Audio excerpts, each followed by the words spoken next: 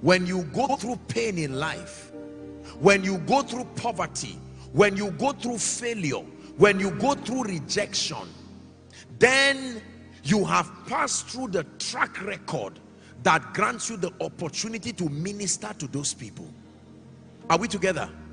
Now listen, one time the disciples came to Jesus. Are you blessed this afternoon? The disciples came to Jesus and they said, they came with the mother of James and John, and the mother of James and John requested something. She said, sir, will you grant that when you would have conquered Caesar and you now sit as king, let my son sit by your left and right? Are we Bible students? Jesus never said the position is not vacant. He asked a question: can you drink of my cup and be baptized with my baptism?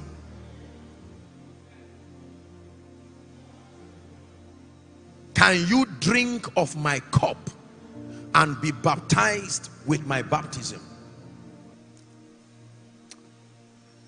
I don't know where I heard this story, but I heard it somewhere, and I'm going to tell you quickly. A man of God, I think maybe it may be a fiction or something, that a man of God called on God in prayer, and he said, Lord, you've been unfair to me. Why? He said, you've been prospering other men of God. They are laughing and always happy, great congregations, great membership, and I'm here suffering and angry.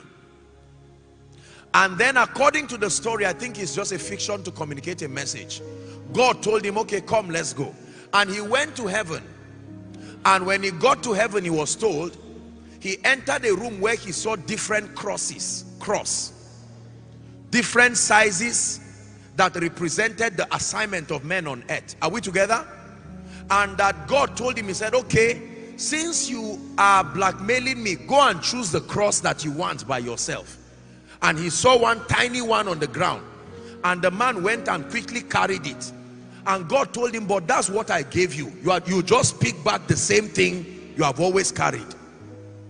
That means the cross you are taking now was the cross you always had. That was your own that you are complaining about. And he saw some giant crosses, and he said, there are people on earth carrying this. And he said, those people laughing, you see, that's what they are carrying. Do you understand my story? That the cross represented the burden, and he was complaining that God gave him something heavy. So God told him, now choose by yourself. And he quickly went and carried a small cross. And God told him, the cross you are complaining about on earth, this is it, the small one you picked. There are people today who are carrying burdens. They are carrying destinies on their shoulder. And you may see them rejoice. You may see the glory that comes from them, until you hear the story, until you hear the things that they went through. Many years ago, the first crusade that we had, we were just about 20 or so in that car. We did not even have money to lodge or do anything. We were on our way going. The crusade was going to start at about 6, but at about 2, 3 we were still on the road. The car died and refused to start. There was no money to even take another bus again. We knew that if faith did not bring this car back to life, we were finished. We literally were laying hands and praying on the car to come back to life, because there was no other way we could pay for anything. Say process. Please shout it. Say process. Many of the things we call failure is not failure. It's a track record. It's a track record you need to justify the lifting that God brings to you. Now hear this. I share this with you today to inspire you.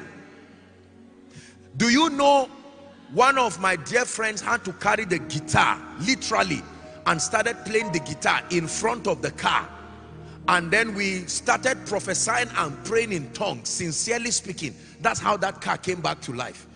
And we drove back to we went to the crusade ground.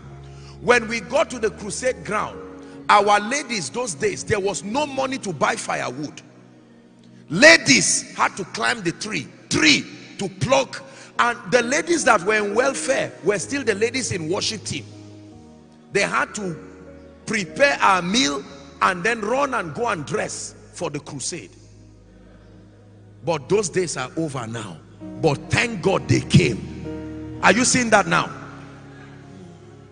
So today, if you are about to pray for someone who is starting ministry and he say, man of God, I'm in trouble, I cannot afford a rent of 10,000, you will not look at him and say, shame on you. You will remember that this man reminds me of where I used to be, and with that compassion you can hold his hand and say, don't worry.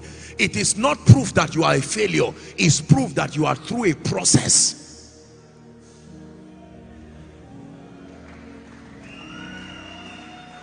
Are we together? Listen, I've prayed for dead people in my life and they did not come back to life. Say process. All the miracles you hear today did not happen all of a sudden. I'm being sincere with you to inspire you. I will never forget one time they called me to go and raise a dead body, and they said the body had died. I went as a zealous person and I stood there. When I got into the mortuary, I saw several dead bodies. I said, which one am I to pray for? They said, this one. When I stood there and I saw that dead body, I started remembering men like Archbishop Benson Idahosa. I said, this man really had faith. That dead body, I didn't know what part of it to touch because it was like stone. Will I touch the head? Which part will the anointing start flowing to for that body to come back to life? But that was process. I stood there, I prayed, I quoted scripture, I prophesied, I used Ezekiel 37, dry bones. Oh, come on now. The body did not even shift. Not to talk of coming back to life.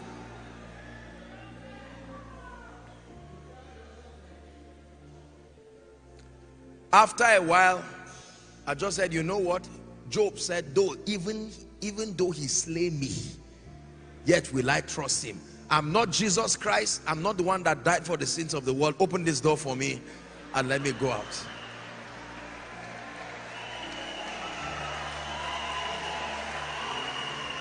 Now listen to me. Listen to me. Listen to me.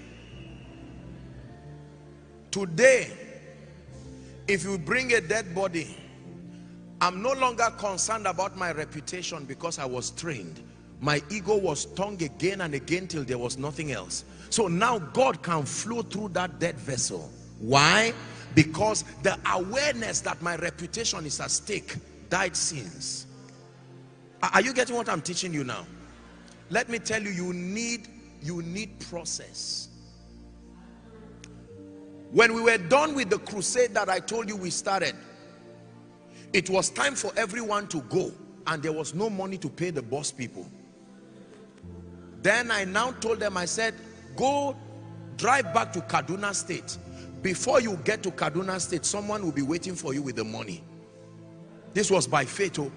And the drivers were not born again. So you know, those of you from the north understand what I'm saying. You don't carry that kind of story. There is no brotherly, no. If the money is not there, you are in trouble. I said, just go. And they went and left me alone. I said, God, either you called me or you didn't call me. But my faith must work today. Faith works under pressure. When you have plan B, faith will not work.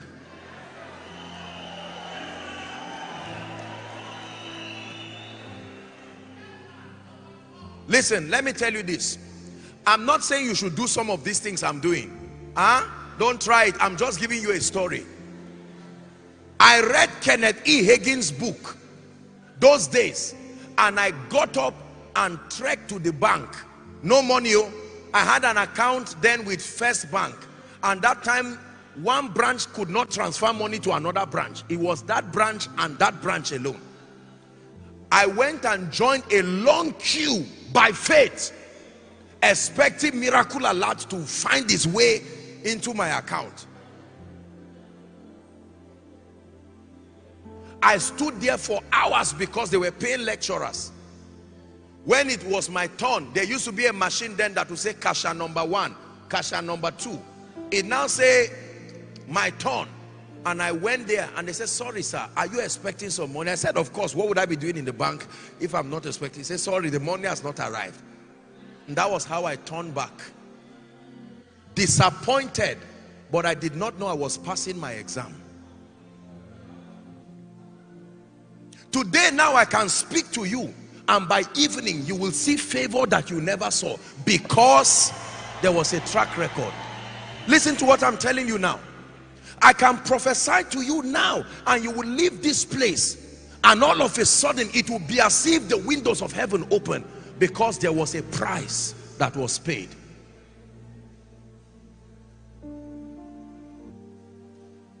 The price of the throne is the